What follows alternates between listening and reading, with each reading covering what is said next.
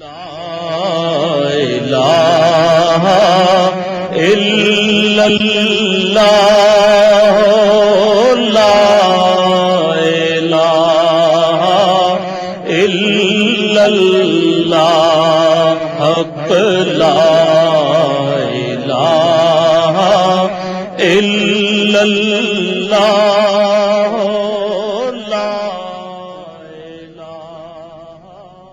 پروردگار، میں نے ایک بے آب و گیا وادی میں اپنی اولاد کے ایک حصے کو تیرے محترم گھر کے پاس لا بسایا ہے۔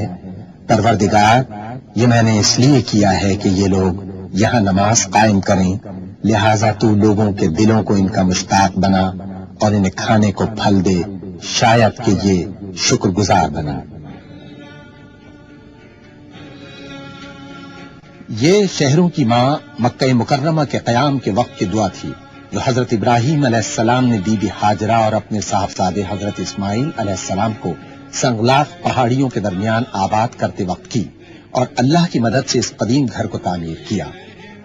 وہ اللہ کے گھر کی تعمیر کے ساتھ ساتھ پورے ایمان اور اخلاص کے ساتھ اپنے زبردست خالق سے دعا کرتے جاتے تھے کہ زندگی سے آری اس لقدق صحرا کو ایسا مرکز بنا دے جہاں انسانوں کے دل اللہ کی یاد سے معمور رہیں۔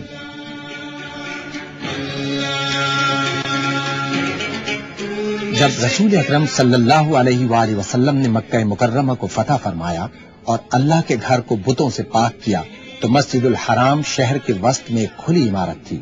اس کے گرد 4 دیواری نہ تھی اور اس کا رقبہ صرف 2000 مربع میٹر تھا۔ 17 ہجری میں سیلاب کی وجہ سے جب مسجد الحرام کو نقصان پہنچا تو خلیفہ دوم حضرت عمر فاروق رضی اللہ تعالی عنہ نے مسجد کی مرمت کرائی، اس کے گرد 4 دیواری تعمیر کرائی اور رقبے میں 500 مربع میٹر کی توسیع کی۔ 26 ہجری میں ان کے جانشین حضرت عثمان غنی رضی اللہ تعالی عنہ نے 1700 مربع میٹر کی مزید توسیع کرائی۔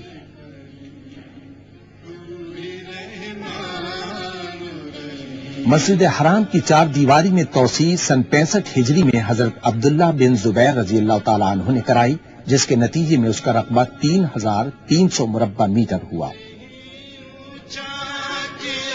سن 137 ہجری میں ابو جعفر المنصور نے مسجد حرام میں 5300 مربع میٹر کا مزید اضافہ کیا۔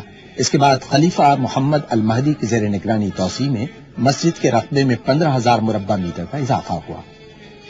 خلیفہ المقتدر عباسی نے 1300 مربع میٹر کا اضافہ کرایا۔ سن 306 ہجری میں خلیفہ المقتدر عباسی نے 950 مربع میٹر کے داخلے کے راستے تعمیر کرائے، جس کے نتیجے میں مسجد حرام کا مجموعی رقبہ 30200 مربع میٹر ہو گیا، جس کے بعد اس کے رقبے اور حیت میں 1000 برس تک کسی قسم کی تبدیلی نہیں کی گئی۔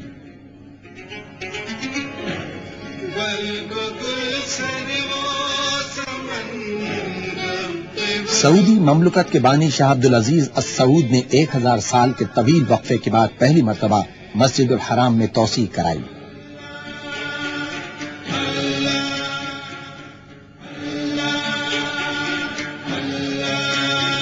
اسلام کی سربلندی اور مسلمانوں کی فلاح و بہبود کے لیے شاہ عبدالعزیز کی لگن اور جذبے کو اس خیال نے مزید تقویت بخشی کہ مستقبل میں مسجد حرام میں بے پناہ لوگ آئیں گے اور قدیم شہر مکہ مکرمہ کی حیت تبدیل ہو کر رہ جائے گی۔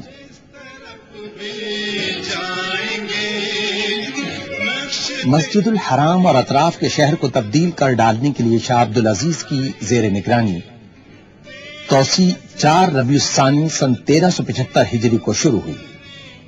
مسا یعنی صفا و مروہ کے درمیان سعی کے راستے کی تعمیر سے اس کا آغاز ہوا۔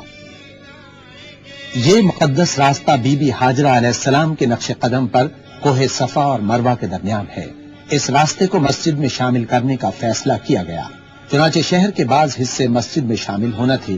حاجیوں اور دیگر عبادت گزاروں کو صفا اور مروہ کی سعی کھلے آسمان کے نیچے کرنا پڑتی تھی۔ انہیں صحرا کی شدید گرمی، ریت اور بازار کی رکاوٹوں کا سامنا کرنا پڑتا تھا۔ اس طرح توسیع کے کام کے پہلے مرحلے میں مسا کو مسجد الحرام میں شامل کر دیا گیا۔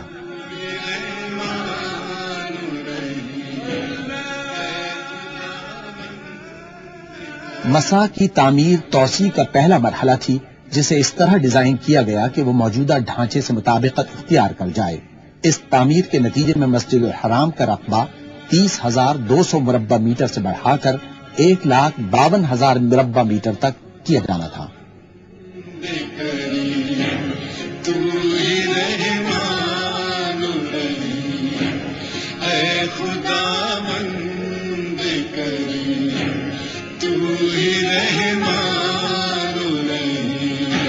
مسجد الحرام کی توسیع کا کام 20 سال سے زائد عرصے تک جاری رہا۔ مسجد کے آس پاس واقع قدیم روایتی شہر کے مکانوں اور عمارتوں کو پہلے منہدم کیا گیا تاکہ شاندار تعمیراتی کام کے لیے راہ ہموار کی جا سکے، جبکہ مطاف سے قدیم عمارت کو صاف کر دیا گیا، جس میں آب زمزم کے کنویں کا بالائی حصہ بھی شامل تھا، جسے مطاف کے نیچے دوبارہ تعمیر کیا گیا۔ عمارت کے ڈھانچے میں تبدیلی سے اس کی گنجائش ایک وقت میں 3,500 سے بڑھ کر 30,000 نمازیوں کے قریب ہو گئی۔ سن 1396 ہجری میں جب یہ عظیم الشان اور پرشکو عمارت مکمل ہوئی تو اس میں مجموعی طور پر 3 لاکھ افراد نمازیں اور دیگر عبادات آرام و سکون اور پورے خشوع و خضوع کے ساتھ کر سکتے تھے۔ لیکن پہلی سعودی توسیع کی تکمیل کے ساتھ ہی سعودی عرب اور مسلم دنیا میں بے پناہ معاشرتی تبدیلیوں کا آغاز بھی ہو گیا، جس کے نتیجے میں ان گنت عازمین حج مکہ مکرمہ آنے لگے۔ یوں مسجد حرام اور شہر پر دباؤ میں بے پناہ اضافہ ہو گیا۔ ان تبدیلیوں سے عہدہ برا ہونے کے لیے سعودی حکومت نے مسجد الحرام کی سہولتوں میں اضافے کے پروگرام پر عمل درآمد کیا، جس میں مطاف کے راستے کے خالص اور سفید سنگ مرمر سے تبدیلی بھی شامل تھی۔ اس سنگ مرمر کی خوبی یہ ہے کہ اس کی بدولت شدید گرمی میں بھی پیر ٹھنڈے رہتے ہیں۔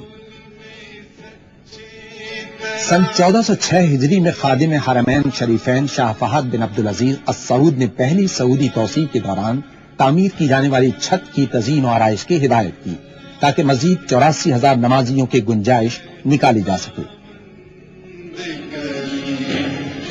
خادم حرمین شریفین نے مسجد الحرام کی عمارت کی حدود کے باہر 5 اسکیلیٹرز کے لیے اضافی عمارتوں کی تعمیر کا بھی حکم دیا۔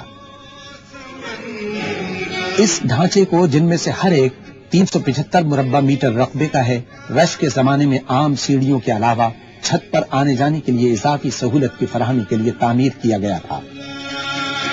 ان ایسکیلیٹرز کی تعمیر کا بنیادی مقصد خاص طور پر ضعیف افراد اور بچوں کو پہلی منزل اور چھت کے علاقوں تک آمد رفت کی سہولتیں فراہم کرنا تھا۔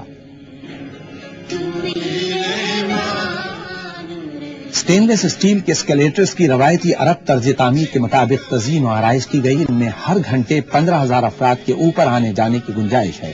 پہلی سعودی توسیع کے بعد کی جانے والی ان تبدیلیوں کے نتیجے میں مسجد الحرام کی گنجائش بڑھ کر 4 لاکھ افراد ہو گئی۔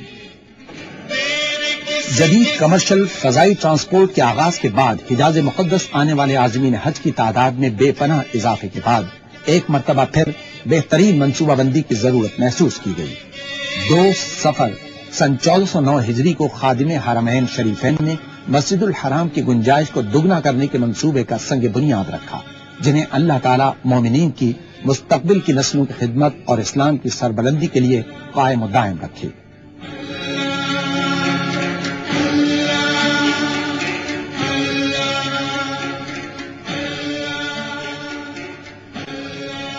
خادم حرمین شریفین کے توسیع منصوبے کے نتیجے میں تہخانوں، سطح زمین اور پہلی منزل کا رقبہ 76,000 مربع میٹر ہونا تھا، جس کے مطابق مسجد میں مزید 1,70,000 نمازیوں کی گنجائش ہو جاتی۔ مسجد الحرام کی توسیع کے منصوبے کا آغاز المسا کے علاقے سے ہوا، جو 86,800 مربع میٹر کے مجموعی رقبے کا احاطہ کرتا ہے۔ اس سے مسجد الحرام کمپلیکس کی گنجائش 3 لاکھ نمازیوں سے بڑھ کر 7 لاکھ ہو گئی ہے۔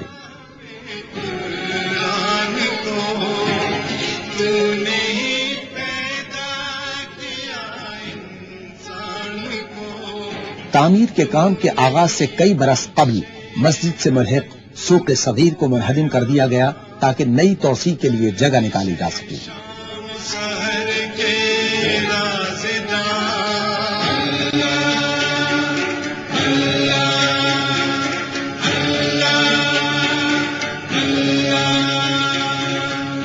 سن 1409 ہجری میں یہ پورا علاقہ بھرپور تعمیراتی سرگرمیوں کا مرکز بن گیا، کیونکہ تعمیراتی کام تیزی کے ساتھ جاری تھا۔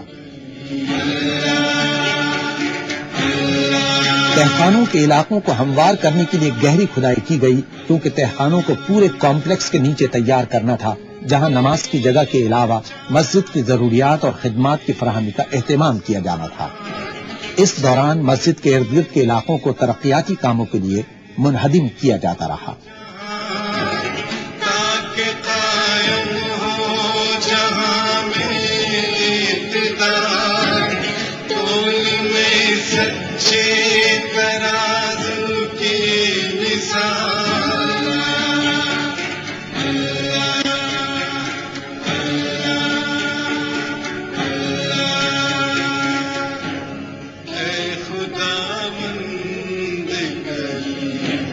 علاقے سے متعدد قدیم اور روایتی عمارتوں اور مکانوں کو گرا دیا گیا تاکہ تعمیراتی کام کو ممکن بنایا جا سکے۔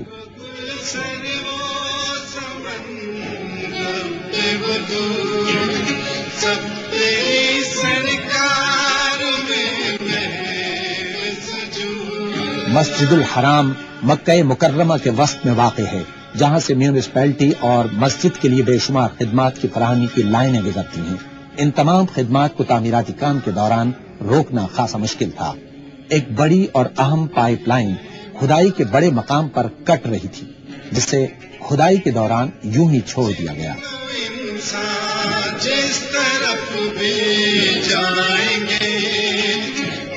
بنیادی ضرورت کی پائپ لائنوں کو برسہ برس میں کسی منصوبہ بندی کے بغیر حسب ضرورت بچھایا گیا تھا، جس کے نتیجے میں اس مقام سے گزرنے والی نالیوں، کیبلز اور پائپوں کا ایک جنگل وجود میں آ گیا تھا۔ متعدد لائنوں کو دوسری سمتوں میں موڑ دیا گیا، جبکہ دیگر بنیادی ضروریات کو ایک ہی مقام سے مربوط انداز میں گزارنے کے لیے کافی گہرائی میں کھدائی کی گئی۔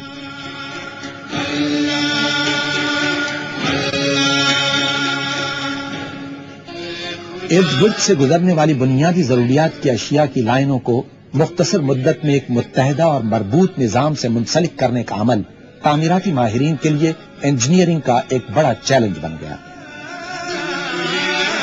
متعدد محرابدار نالیوں کو مسا کے نیچے سے گزارا گیا۔ اس کے لیے مثلثی شکل کے کھلے تہخانے تعمیر کیے گئے تاکہ ان کی مرمت اور دیکھ بھال میں آسانی رہے۔ ان تہخانوں میں ایئر کنڈیشننگ سسٹم کے آلات بھی نصب کیے گئے۔ پانی کی فراہمی و نکاس کی لائنوں، ہائی ٹینشن کیبلز اور ٹیلی فون لائنوں کے لیے محرابدار نالیاں یا کنورٹس بے حد مفید تھے، جن سے نہ صرف مسجد الحرام کی خدمت بلکہ آس پاس واقع بلدیاتی اضلاع کو بھی سہولت ہوئی۔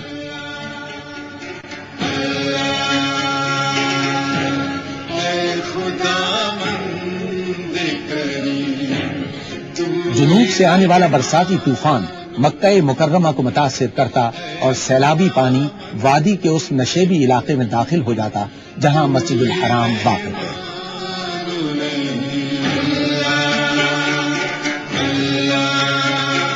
اس سیلابی پانی سے مسجد الحرام اور اطراف کا علاقہ زیر آب آ جاتا ہے۔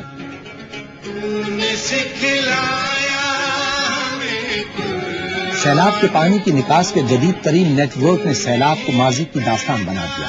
موجودہ توسیع میں اس نیٹ ورک کو سیلابی پانی کی نکاس کے 3 نئے طریقوں کی بدولت مزید بہتر بنایا گیا۔ ایک نالا مسجد الحرام اسٹریٹ پر الہجوم سے شروع ہو کر مسا کے نیچے سے گزرتا ہے۔ ایک اور سسٹم کنگ فہد گیٹ کے قریب شمیہ اور شبائکہ سے پانی کی نکاس کرتا ہے۔ تیسرا نظام العدول سکوائر سے الہجوم تک سرنگ کے ذریعے مسجد الحرام کے شمال مغرب کی جانب سے گزرتا ہے۔ اس کی 1175 میٹر تک توسیع کر دی گئی۔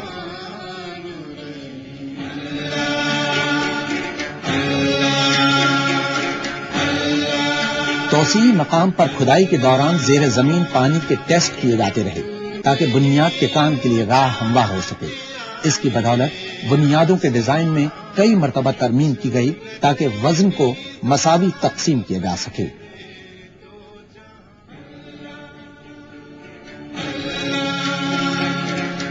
نئی توسیع میں 1 میٹر ٹھوس سلیب بچھائے گئے جسے غیر ہموار بنیاد کہا گیا۔ یہ بنیاد اتنی مضبوط ہے کہ اس پر مستقبل میں پوری اضافی منزل تعمیر کی جا سکتی ہے اور یہ اسٹرکچر عمارت کو ہر قسم کے زلزلے سے بھی محفوظ رکھے گا۔ اے خداوند کریم، تو ہی رحمان الرحیم،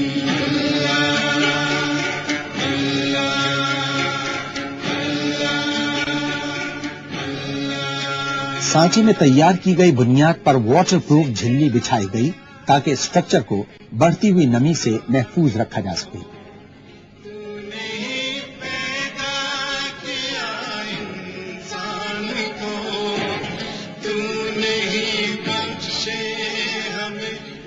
ڈھانچے کی بنیاد کے ساتھ فولاد اور کنکریٹ کے 492 مضبوط امدادی چبوترے تعمیر کیے گئے۔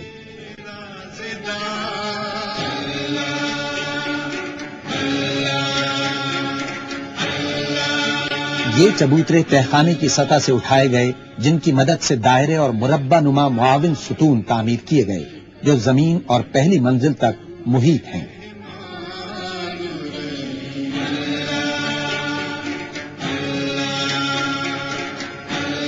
زمین دوز اساس سے مسجد الحرام کی توسیع کے اہم مرحلے کا آغاز ہوا۔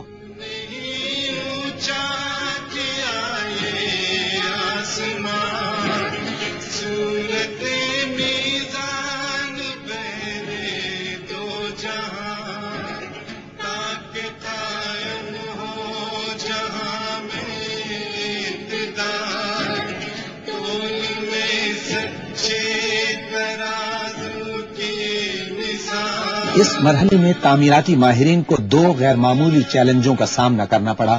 پورے تعمیراتی کام کے دوران توسیع اور موجودہ حصوں میں پیدل چلنے والوں کا راستہ کھلا رکھنا ضروری تھا تاکہ نمازیوں کو مسجد تک آمد رفت میں کسی قسم کی مشکل کا سامنا نہ کرنا پڑے۔ دوم یہ کہ تعمیراتی مقام پر جگہ کی کمی اس امر کا تقاضا کرتی تھی کہ مٹیریل کو تعمیراتی مقام سے دور رکھا اور تیار کیا جائے۔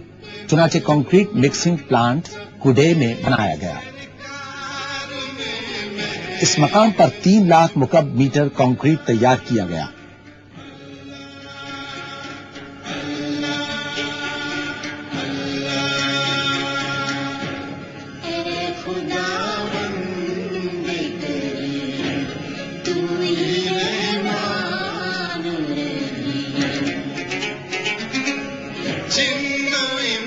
کنکریٹ کو کوڈے سے ایک سرنگ کے ذریعے مکہ مکرمہ میں تعمیراتی مقام تک لایا گیا۔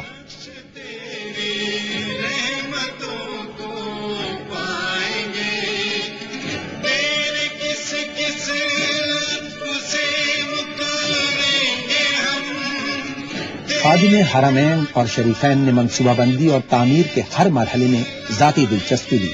وہ تعمیراتی مقام کے باقاعدگی سے دورے کرتے رہے، جس کے دوران انہیں تعمیراتی کام کی پیش رفت سے آگاہ کیا جاتا رہا۔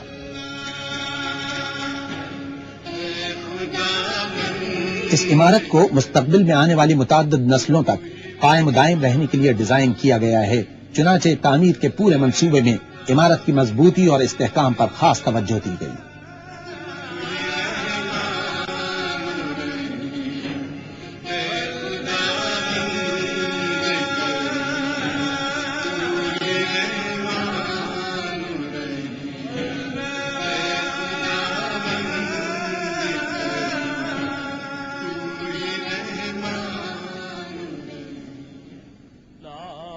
تعمیراتی کام میں استعمال کیے جانے والے تعمیراتی مواد میں اعلیٰ معیار کے 45,000 ٹن فولاد کا استعمال کیا گیا ہے۔ تعمیراتی منصوبے میں اعلیٰ معیار برقرار رکھنے کے سخت ضوابط کا نفاذ کیا گیا اور ان کی پوری طرح پابندی کرائی گئی۔ اس دوران مختلف اشیاء کی جانچ پڑتال کا عمل مسلسل جاری رہا۔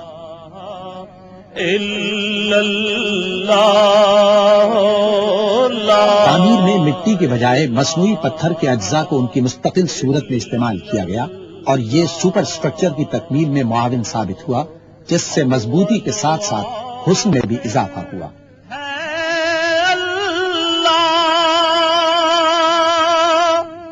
باطن و ظاہر ہے اللہ، جسم میں جامع ہے اللہ، کہ خصوصی تعمیراتی مٹیریل مکہ مکرمہ کے نواح میں واقع ایک فیکٹری میں تیار کیا گیا جو اس منصوبے کے لیے خاص طور پر تعمیر کی گئی تھی۔ لا الا اللہ لا الہ الا اللہ قلندروں کی اذان مسا کے علاقے میں بنیادی سہولتوں کے زیر زمین پیچیدہ جال کے ارد گرد واقع داخلی راستے بڑی خوبصورتی سے سجائے گئے۔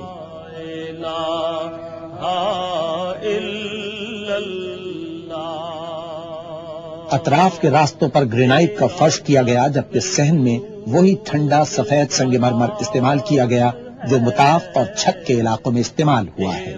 ہر غلام ایاز ہے۔ یہ وسیع و عریض صحن متعدد مقاصد پورے کرتا ہے، مسجد میں آنے اور باہر جانے کے راستے کے طور پر، شہر اور باہر سے آنے والوں کے لیے آرام کرنے کی جگہ کے طور پر،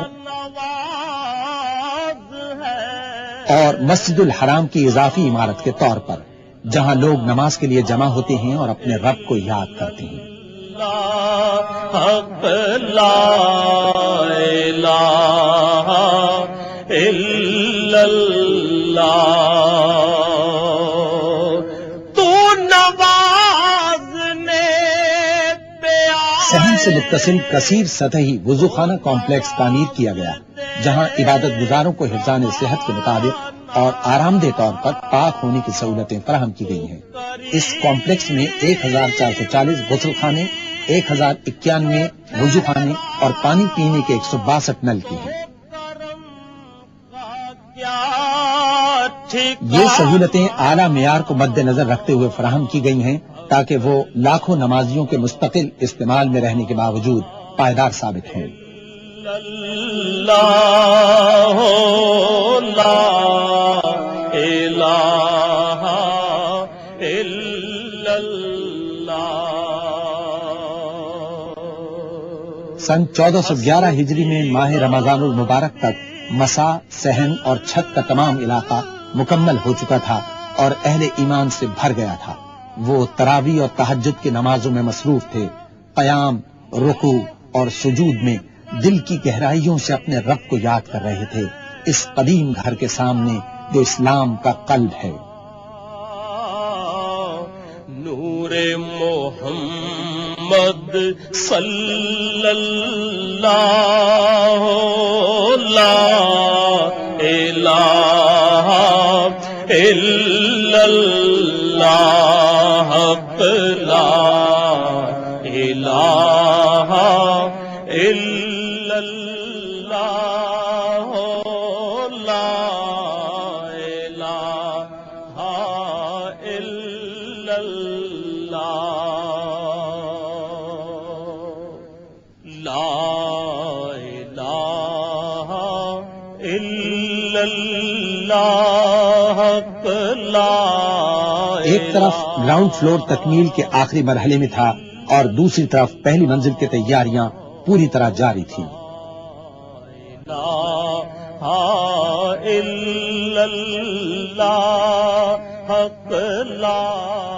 اس کے ساتھ ہی منصوبے کا اگلا مرحلہ شروع ہوا۔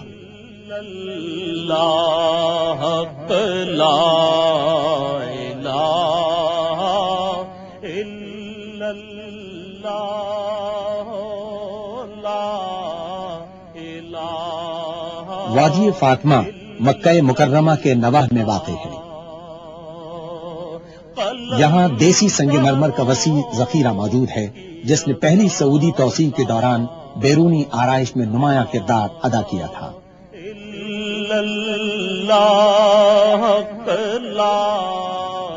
موجودہ منصوبے کے لیے ضروری تھا کہ پتھر تراشنے والی مشینوں کو زمین میں زیادہ گہرائی تک پہنچایا جائے تاکہ شاندار سنگ مرمر حاصل کیا جا سکے۔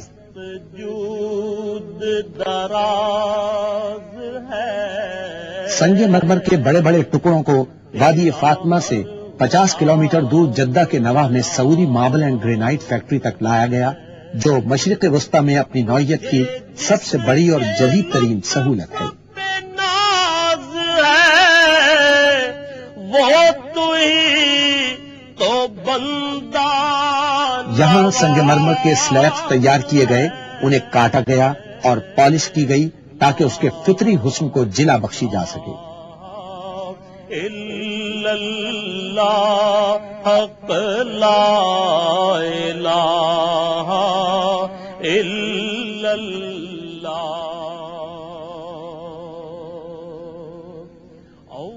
مکہ مکرمہ میں اس خوبصورت سنگ مرمر کو توسیع منصوبے میں مطلوبہ مقامات پر نصب کرنے کا عمل جاری رہا۔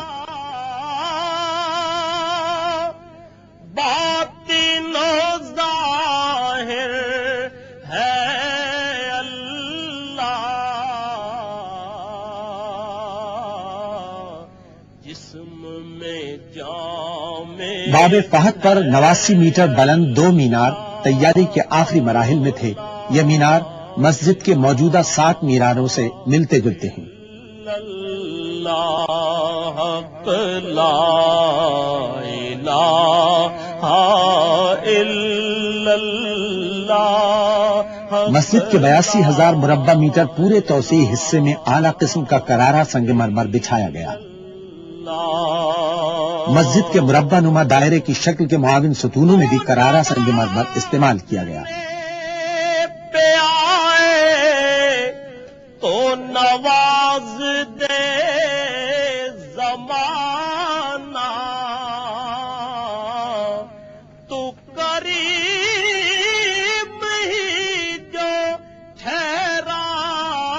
سفید فائسہ سنگ مرمر کو نئے توسیع منصوبے میں چھت کے وسیع علاقے میں بچھایا گیا، جہاں 40,000 نمازیوں کی گنجائش ہے۔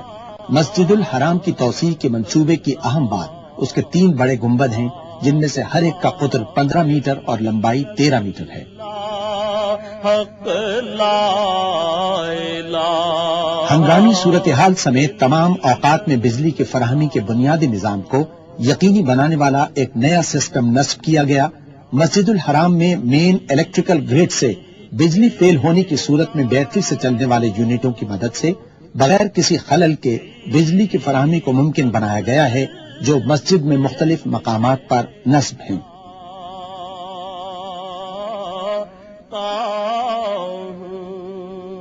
یہ یونٹ ایسکیلیٹرز، ساؤنڈ سسٹم اور فائر الارم کو عبوری طور پر بجلی فراہم کر رہے ہیں۔ یہ اس وقت تک ضروری لائٹوں کے لیے بجلی فراہم کریں گے جب تک خودان کے مقام پر ایک نیا اسٹینڈ بائی پاور پلانٹ کام شروع نہ کر دے۔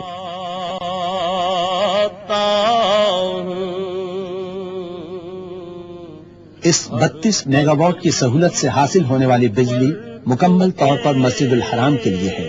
یوں تمام ضروری خدمات اپنا کام کبھی بند نہیں کر سکیں گی۔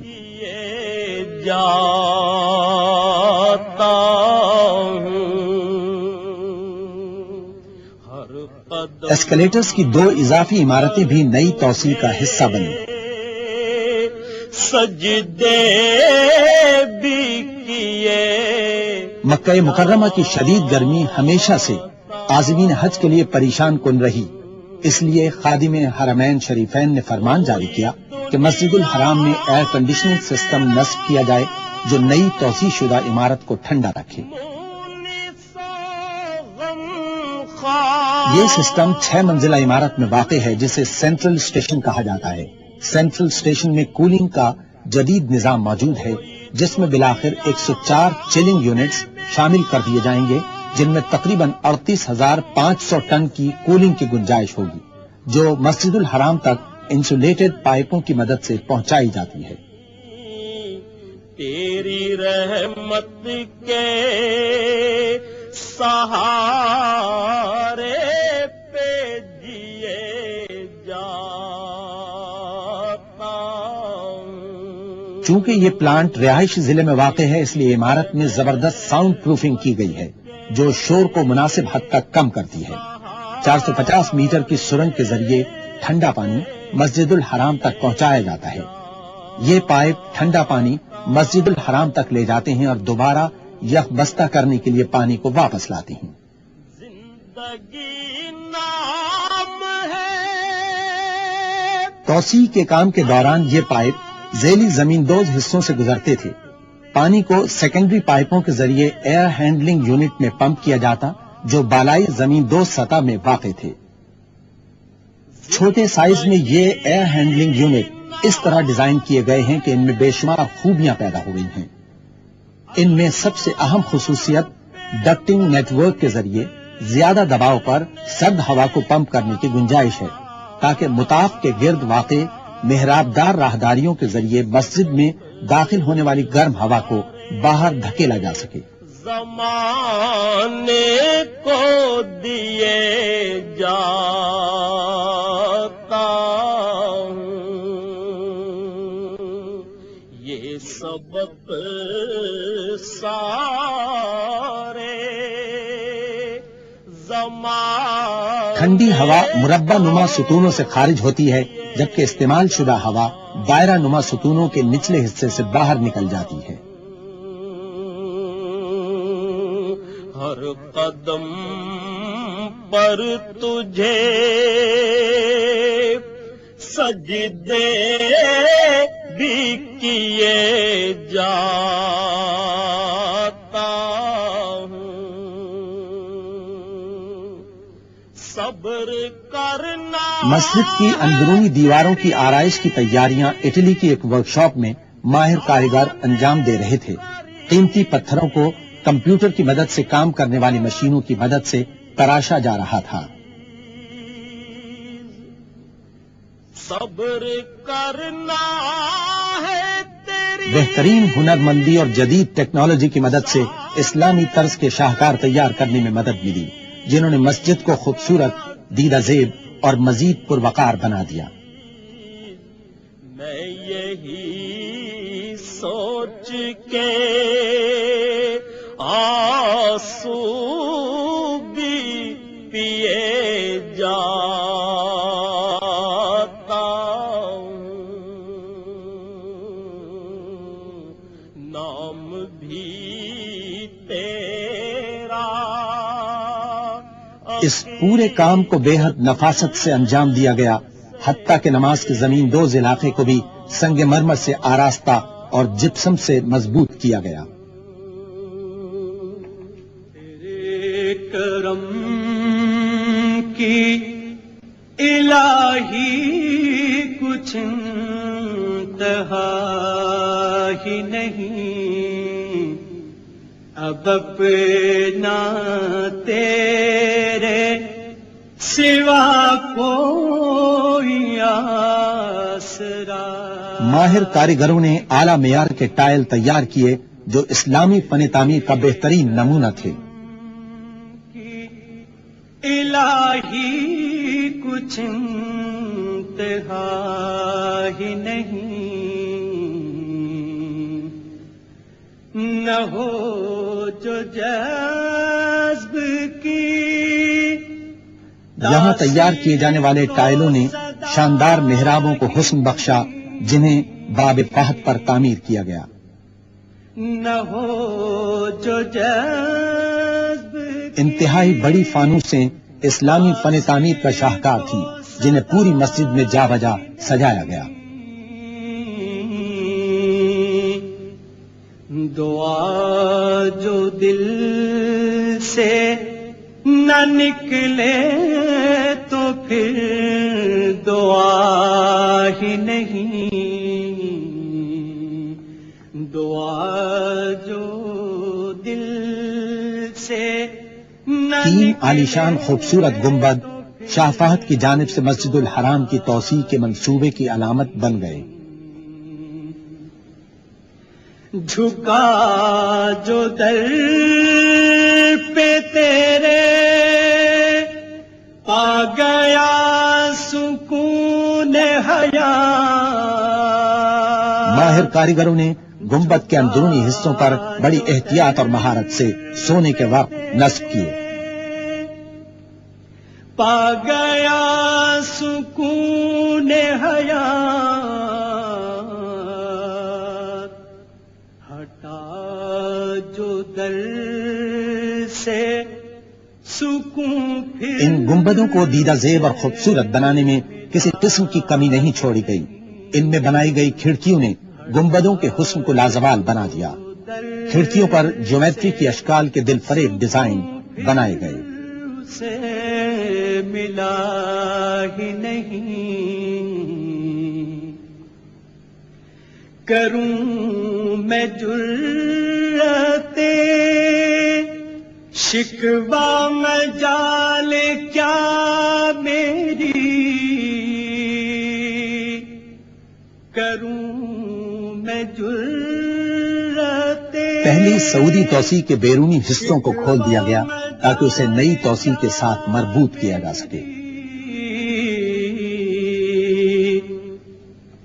تیرے کرم نئی اور پرانی عمارتوں کے درمیان بڑی مہارت کے ساتھ تعلق قائم کیا گیا۔ میں رہا ہی نہیں، تیرے کرم۔ موجودہ مسجد کے ڈیزائنوں اور مٹیریل کو مد نظر رکھتے ہوئے نئی توسیع کا کام کیا گیا تھا۔ یوں دونوں عمارتوں میں کہیں کوئی فرق محسوس نہیں ہوتا۔ تیرے کرم مسجد الحرام کے توسیع شدہ حصے کے باہر ٹریفک کے ہجوم کو کم کرنے کے لیے خادم حرمین شریفین نے ایک انڈر پاس کی تیاری کا حکم دیا، جس کے اوپر ایک چھت تعمیر کی جانی تھی تاکہ نمازی مسجد تک آسانی اور حفاظت سے آ جا سکیں۔ اس کام کے لیے مسجد الحرام کی مغربی جانب سوق صغیر کی طرف شبیکہ فلائی اوور سے مشرقی جانب جیاد اسٹریٹ تک 900 میٹر علاقے میں کھدائی اور تعمیر ہونا تھی۔ آسرا ہی نہیں، تیرے کرم کی الہی کچھ انتہا ہی نہیں۔ انڈر پاس کی تعمیر سے جو پیدل چلنے والوں کے عارضی پلوں کے درمیان سے گزرتا ہے، ٹریفک کے رش کو کم کرنے کے علاوہ ایک وسیع و عریض جگہ بھی میسر آ گئی، جس کی بدولت بنیادی ضروریات کے کمروں اور انتظامی دفاتر کے ساتھ ساتھ ایک بڑا 2 منزلہ طہارت خانہ بنانے میں مدد ملی، جہاں سیڑھیاں اور دوہرے اسکیلیٹرز بنائے گئے ہیں۔ ان میں 690 غسل خانے، 449 وضو خانے اور پینے کے پانی کے 114 نلکے ہیں۔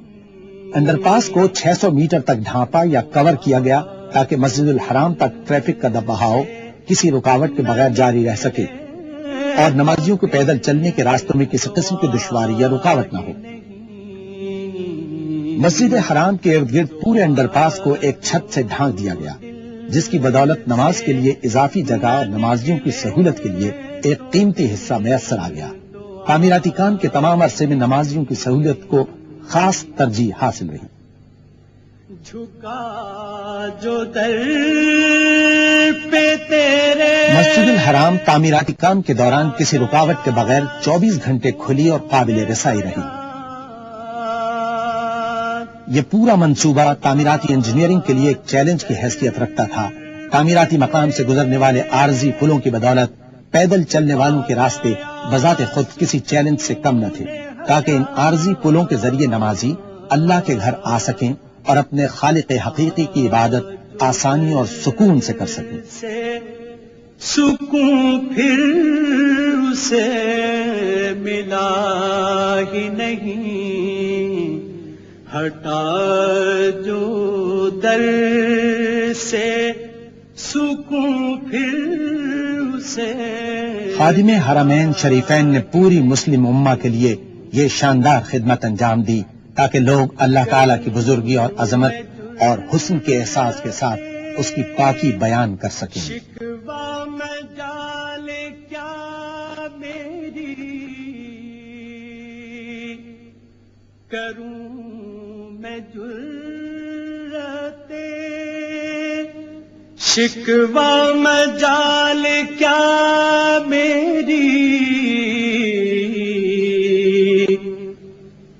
تیرے کرم سے تو محروم میں رہا ہی نہیں، تیرے کرم سے تو محروم میں رہا ہی نہیں،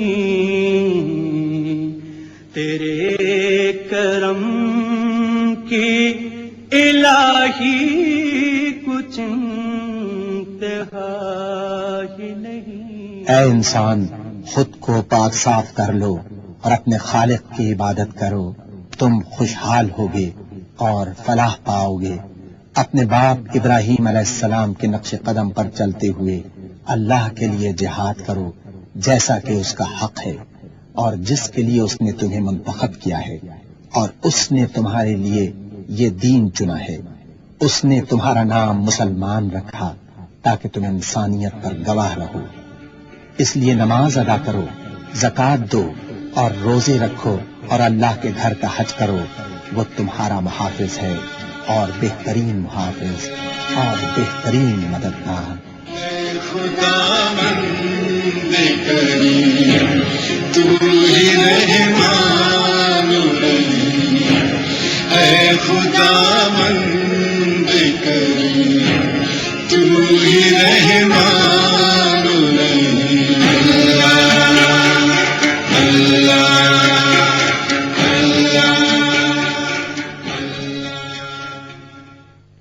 أعوذ بالله من الشيطان الرجيم. بسم الله الرحمن الرحيم. إن أول بيت وضع للناس للذي ببكة مباركا وهدى للعالمين فيه آيات بينات مقام إبراهيم ومن دخله كان آمنا. بے شک سب سے پہلی عبادت گاہ جو انسانوں کے لیے تعمیر ہوئی وہ وہی ہے جو مکے میں واقع ہے. اس کو خیر و برکت دی گئی اور تمام جہان والوں کے لیے مرکز ہدایت بنایا گیا. اس میں کھلی ہوئی نشانیاں ہیں. ابراہیم کا مقام عبادت ہے اور اس کا حال یہ ہے کہ جو اس میں داخل ہوا مامون ہو گیا. سورہ آل عمران آیت نمبر 96 اور 97 مکہ مکرمہ اسلامی شان و شوکت اور سطوت کا مظہر ہے، اور اللہ کا پہلا گھر کعبہ اس کے جاہ و جلال اور فضل و کرم کا مرکز ہے.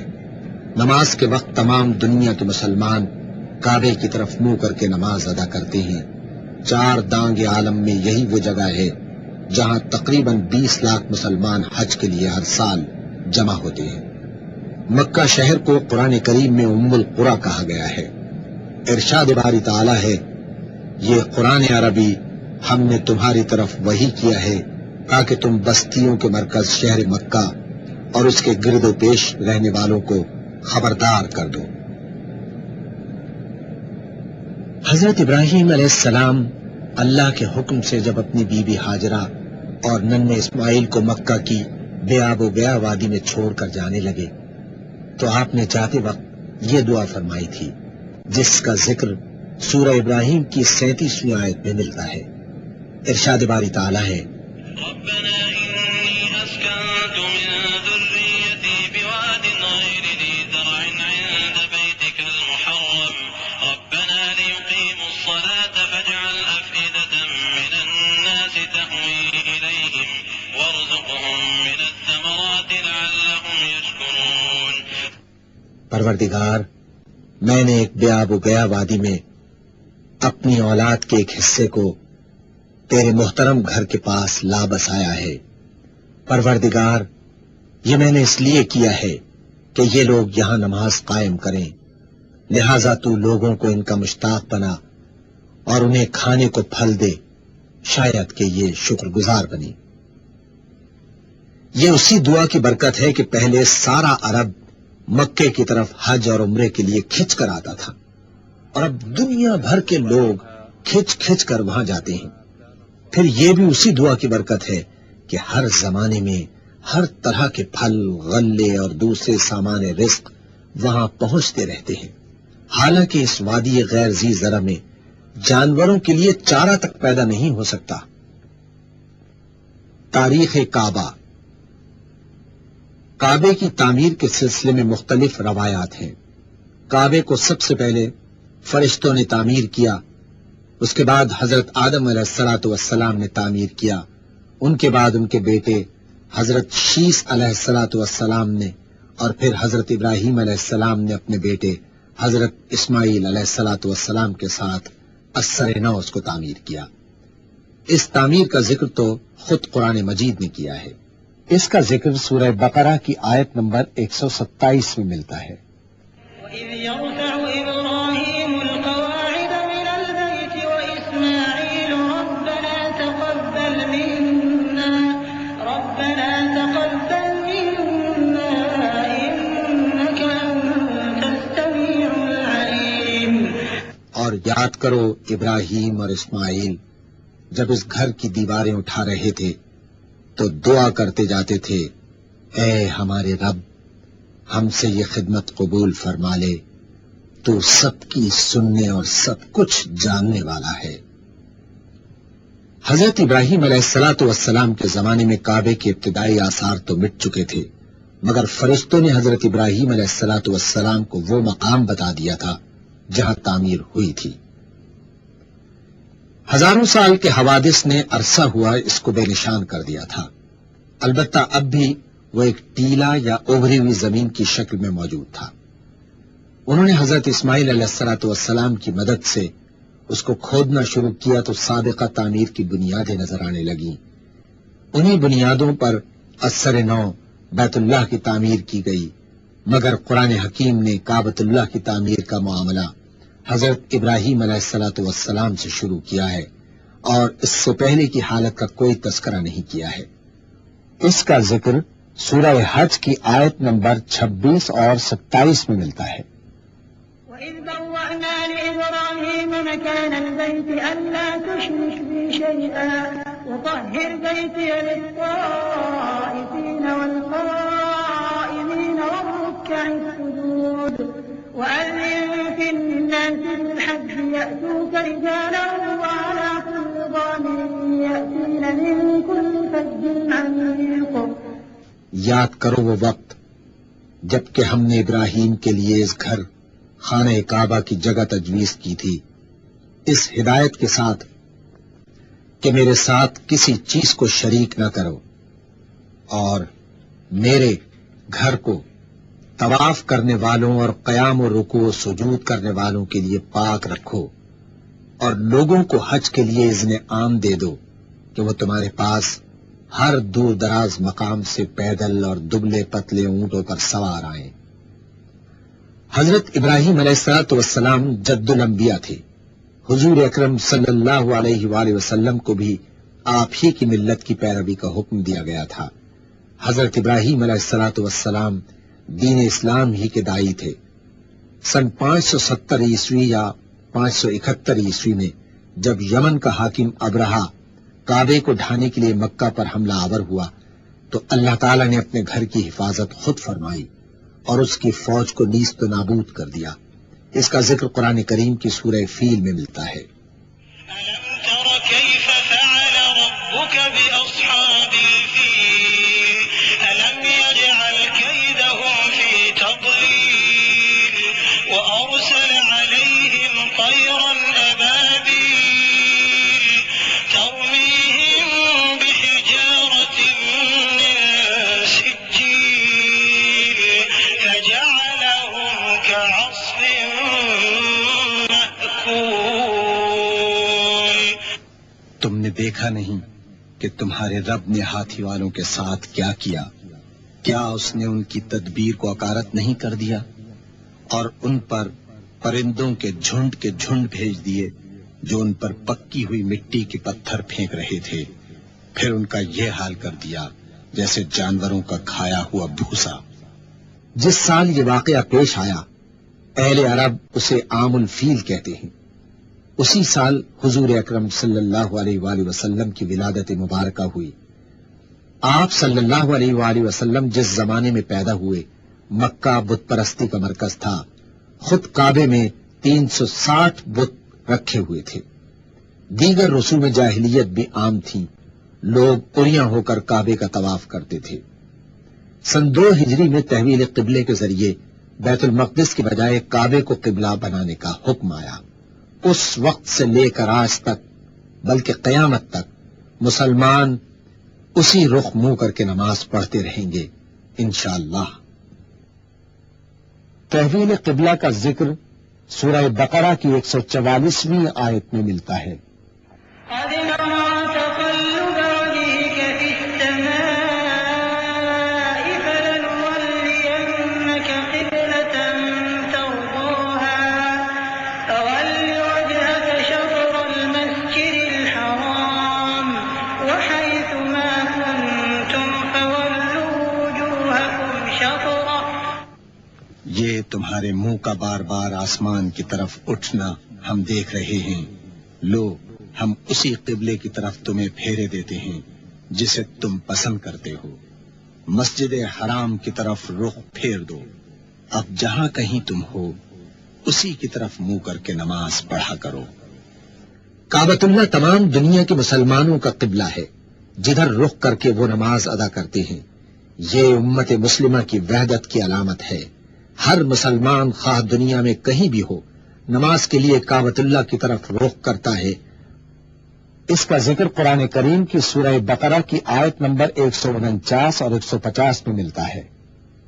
ومن حيث خرجت فول وجهك شطر المسجد الحرام وإنه للحق من ربك وما الله بغافل عما تعملون ومن حيث خرجت فول وجهك شطر المسجد الحرام وحيث ما كنتم فولوا وجوهكم شطره لئلا يكون للناس عليكم حجة إلا الذين ظلموا منهم۔ تمہارا گزر جس مقام سے بھی ہو وہیں سے اپنا رخ نماز کے وقت مسجد الحرام کی طرف پھیر دو، کیونکہ یہ تمہارے رب کا بالکل برحق فیصلہ ہے، اور اللہ تم لوگوں کے اعمال سے بے خبر نہیں ہے۔ اور جہاں سے بھی تمہارا گزر ہو اپنا رخ مسجد الحرام ہی کی طرف پھیرا کرو، اور جہاں بھی تم ہو اسی کی طرف منہ کر کے نماز پڑھو، تاکہ لوگوں کو تمہارے خلاف کوئی حجت نہ ملے۔ مسجد حرام کے معنی ہے حرمت اور عزت والی مسجد۔ اس سے مراد وہ عبادت گاہ ہے جس کے وسط میں خانہ کعبہ واقع ہے۔ صفا و مروہ۔ صفا و مروہ دراصل دو پہاڑیاں تھیں جن کی چوٹیاں مسجد الحرام کے شمالی حصے میں واقع تھیں۔ اس کے قریب ہی وہ جگہ تھی جہاں حضرت ابراہیم علیہ السلام اللہ تعالی کے حکم کی تعمیل میں اپنی نیک بیوی حضرت ہاجرہ اور اپنے فرزند حضرت اسماعیل علیہ السلام کو چھوڑ گئے تھے۔ پانی کی تلاش میں حضرت ہاجرہ نے صفا و مروہ کے درمیان 7 چکر لگائے تھے۔ ان پہاڑیوں کا درمیانی حصہ نشیب میں تھا، لہذا بی بی ہاجرہ ننھے اسماعیل کی نظر سے اوجھل ہو جانے کے سبب اس جگہ سے دوڑ کر گزرتی تھی۔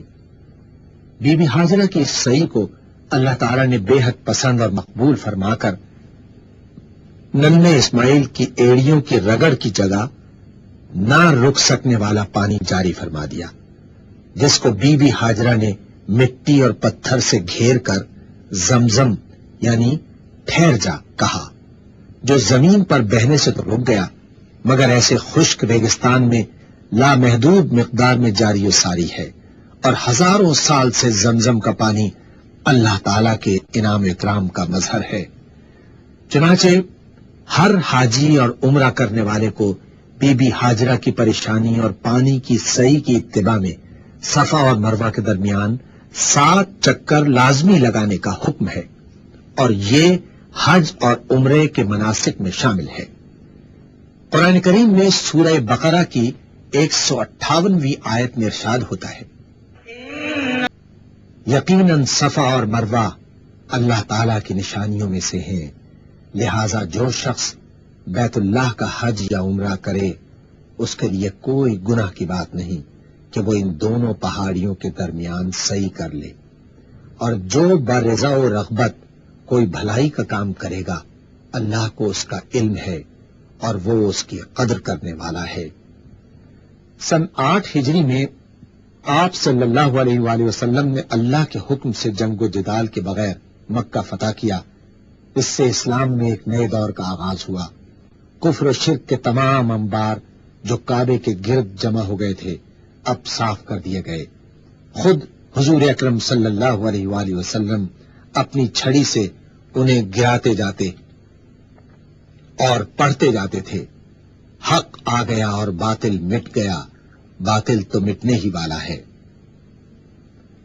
سن 9 ہجری کے حج کے موقع پر مکہ مکرمہ پر رسول اللہ صلی اللہ علیہ وآلہ وسلم کا عملی تسلط پہلی دفعہ ہوا، جبکہ اس موقع پر آپ صلی اللہ علیہ وآلہ وسلم خود شریک نہیں تھے، بلکہ حضرت ابو بکر صدیق رضی اللہ تعالی عنہ نے امیر الحج کے فرائض انجام دیے اور نئے انتظامات کا اعلان کیا۔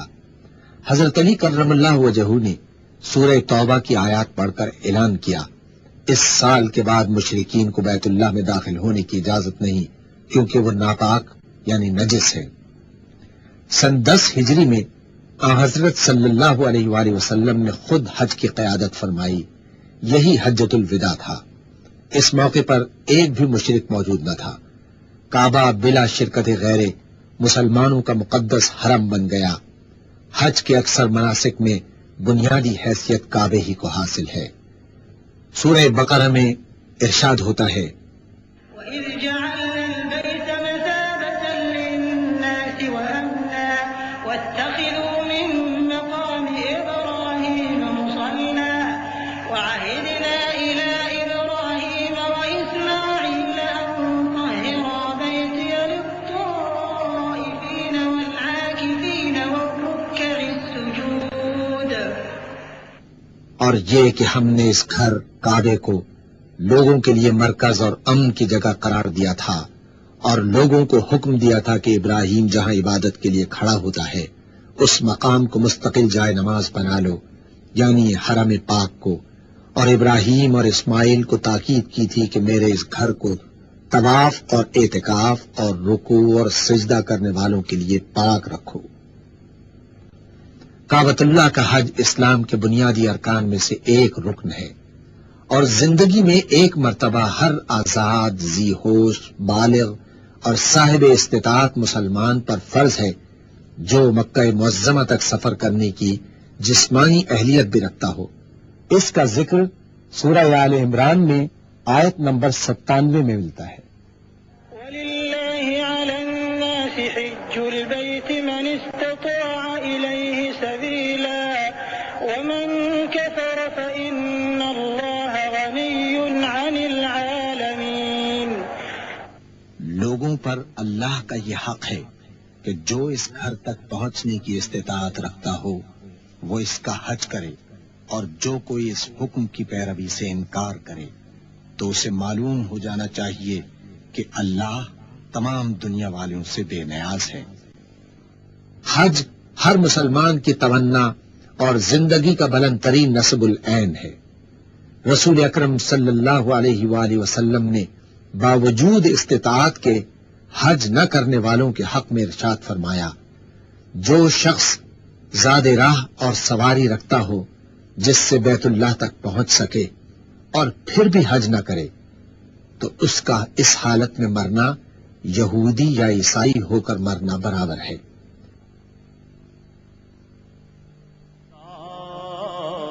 لا إله إلا الله لا إله إلا الله لا إله إلا الله لا إله إلا الله محمد رسول الله۔